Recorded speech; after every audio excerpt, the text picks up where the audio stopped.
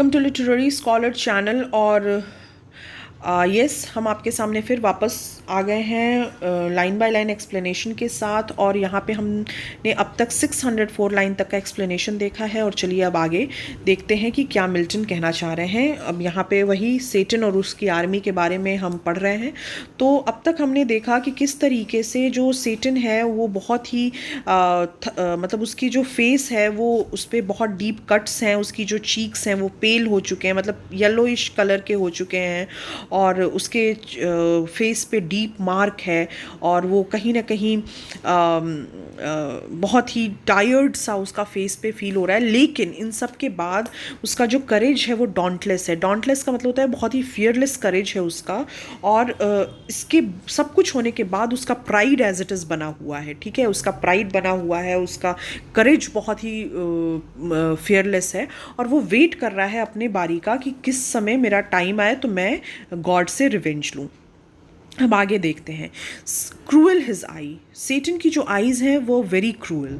ठीक है, लेकिन but cast sign of remorse and passion to behold the fellow of his crime the followers rather far other once beheld in bliss.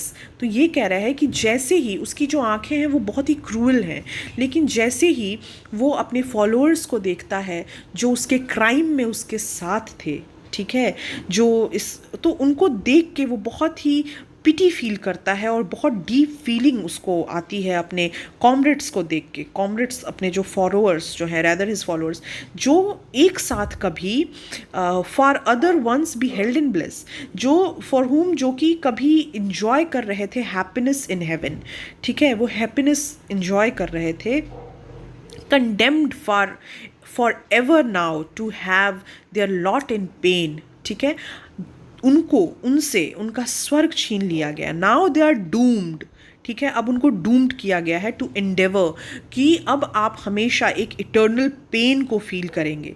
ठीक है, एक eternal pen for ever के मतलब हमेशा के लिए एक पेन फील करने के लिए उनको हेल में फेंक दिया गया। ये सब देख के जो सेटन है वो बहुत ही पिटी और बहुत डीप फीलिंग उसके अंदर से आने लगती है अपने फॉलोअर्स को देख के। Million of spirit for his fault amerced. ठीक है, तो वो कह रहे हैं, मिल्टन कह रहे हैं कि million of spirits had thus been deprived of heaven. ठीक है, फॉर हिज फॉल्ट, उसकी फॉल्ट की वजह से मिलियन ऑफ स्पिरिट्स को स्वर्ग छोड़ना पड़ा। ठीक है, ठीक है, अब वो कह रहे हैं for his revolt yet faithful how they stood. लेकिन उसका जो रिवॉल्ट था, उसका रिवॉल्ट था ना, गॉड के अगेंस्ट सेटन ने रिवॉल्ट किया था। और ये जो फॉलन एंजल्स हैं उन्होंने सेटन को सपोर्ट किया था। उन्होंने गॉड के अगेंस्ट रिवॉल्ट नहीं किया था, वो इसको सपोर्ट किए थे। तो वो कह रहा है कि कितने फेथफुल रहे हैं ये, जो मेरे लिए खड़े रहे। ठीक है, तो वही हिज फॉल्ट, अब ये मेरे लिए खड़े रहे हैं, मतलब कितने डिवोटेड रहे हैं ये मेरे लिए। अब आगे कहते हैं देयर ग्लोरी विदर्ड, अब इनकी जो ग्लोरी है वो लॉस्ट हो गई है। As when heaven's fire hath scathed the forest oak और माउंटेन पाइन्स। तो अब यहाँ पे कह रहे हैं, मिल्टन कह रहे हैं कि सेटन ये सोच रहा है कि इनकी ग्लोरी जो है वो लॉस्ट हो गई है। As when the lightning has injured the forest oak और माउंटेन पाइन्स।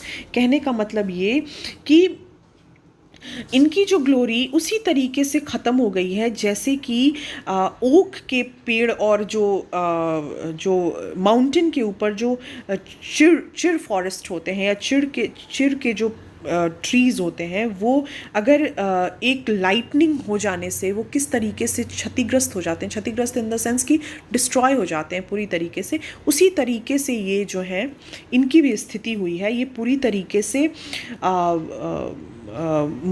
मतलब पूरी तरीके से ये डिवेस्टेटेड हो गए हैं। With singed top their stately growth though bare stand on the blasted heath. तो ये कहते हैं, मिल्टन कह रहे हैं कि जब वो पूरी तरीके से, जब उस पर लाइटनिंग गिरती है और वो पूरी तरीके से डिवेस्टेट हो जाते हैं, लेकिन स्टिल जो वो मतलब मुरझाए ही हुए सही, लेकिन वो जो पेड़ हुए हैं वो खड़े रहते हैं हमेशा के लिए, ठीक है, पूरी तरीके से खड़े रहते हैं, स्टैंड रहते हैं।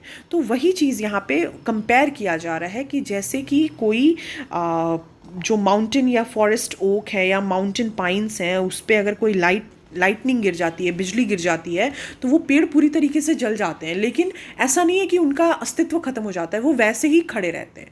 तो वही चीज़ यहाँ पे कंपेयर कर रहे हैं मिल्टन। फिर कह रहे हैं ही नाउ प्रिपेयर्ड टू स्पीक।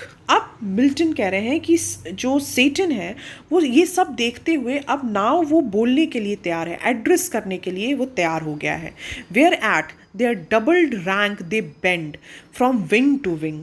तो अब वो कह रहे हैं कि जितने भी लोग वहाँ पे खड़े हैं, जितने भी स्पिरिट्स उसके सामने, सेटन के सामने खड़े हैं, हिज फॉलोअर्स, वो सब सेम ही सर्कल में उसके सामने खड़े हैं, क्लोज अटेंशन में होते हुए उसको सुनने के लिए। उसके सभी फॉलोअर्स उसकी तरफ देख रहे हैं और वो बहुत इनक्लोज्ड वे में, and half enclosed him round with all his peers. और उनको वही सेमी सर्कल में वो एक दूसरे को के बहुत ही पास पास खड़े हुए हैं। अटेंशन हेल्ड देम म्यूट, और पूरी तरीके से दे ऑल वो मतलब सभी बहुत अटेंटिव होके मिल्टन कह रहे हैं कि सेटन की तरफ देख रहे हैं और बहुत ही साइलेंट हैं। They all are very silent. अब आगे कहते हैं thrice he ascended, and thrice in spite of scorn, tears such as angel weep burst forth at last, word wove with sign found out their way. अब यहाँ पे कह रहे हैं मिल्टन की thrice he attempted and thrice though he despised himself for such weakness, angelic tear rolled from his eye, at last the word mixed with sign issued forth. कहने का मतलब ये हुआ कि जैसे ही वो बोलने के लिए खड़ा होता है तो उसने बोलने की 3 बार कोशिश की और 3 बार अपनी कमज़ोरी के लिए उसको बहुत ही गुस्सा आता है। वो मतलब उन सब चीज़ों को देख के, उन अपने फॉलोअर्स की इस कंडीशन को देख के ही फील वेरी नर्वस कि मैं इनको कैसे एड्रेस करूं कि मेरी वजह से इनकी ये दशा हुई है, ठीक है। तो वो 3 बार कोशिश करता है कि वो इन सब जो फॉलन एंजल्स हैं और उसके फॉलोअर्स हैं उनको एड्रेस कर सके, उस जाइंट आर्मी को वो एड्रेस कर सके। वो 3 बार फेल होता है और अपने फेलियर पे वो जब ये देखता है कि वो बार बार फेल हो रहा है तो फिर वो बहुत ही वीक फील करता है और अपने ऊपर उसको गुस्सा आता है। और फिर जैसे कि कहा जाए कि अपने आप पे उसको इतनी गुस्सा आती है कि गुस्से की वजह से, या कहें कि अपने कमज़ोरी को देख के कि मैं उनको एड्रेस नहीं कर पा रहा हूँ, वो उसके आँखों से जो है वो टीयर्स जो हैं बर्स्ट हो जाते हैं। लेकिन वो जो टीयर हैं ये बहुत डिफरेंट हैं ह्यूमन टीयर से। आप इनको मतलब ह्यूमन के टीयर से आप इनको कंपेयर मत करें। आखिरकार वो क्या करता है, बहुत अंदर से गहरी सांस लेता है और लास्ट वर्ड वो बोलने के लिए शुरू होता है कि अब वो फाइनली बोलेगा। तो tear such as angel weep, और उसके जो टीयर हैं वही कि वो ऐसा लग रहा है कि कोई एंजल की तरह रो रहा है। बर्स्ट फॉर्थ लास्ट वर्ड इंटरवोन, और फिर वही अपने अंदर वो एक गहरी सांस लेता है और फिर वो बोलने के लिए तैयार होता है। तो इसके आगे का हम कल एक्सप्लेनेशन देखेंगे। आई होप कि आपको ये वीडियो ठीक लगा। अगर एक्सप्लेनेशन में कोई थोड़ा बहुत ऊपर नीचे हो रहा है, अगर आपको लग रहा है कि मैं गलत बता रही हूँ, तो प्लीज़ आप मुझे करेक्ट करिए और कमेंट सेक्शन में ज़रूर बताइए, क्योंकि Milton is quite difficult for explanation. So इस वजह से अगर आपको लग रहा है कि कहीं मेरे से कोई गलती हो रही है तो आप प्लीज़ उसको मेंशन करिएगा कमेंट में, मैं उसको करेक्ट करके नेक्स्ट वीडियो में आप तक पहुंचा दूंगी। और अगर कुछ डाउट है तो बिल्कुल आप कमेंट सेक्शन खुला हुआ है, आप उसमें पूछ सकते हैं। तो कैसा लगा आपको ये वीडियो ज़रूर बताइएगा। So take care of yourself, stay blessed, subscribe the channel, and thank you for watching this video.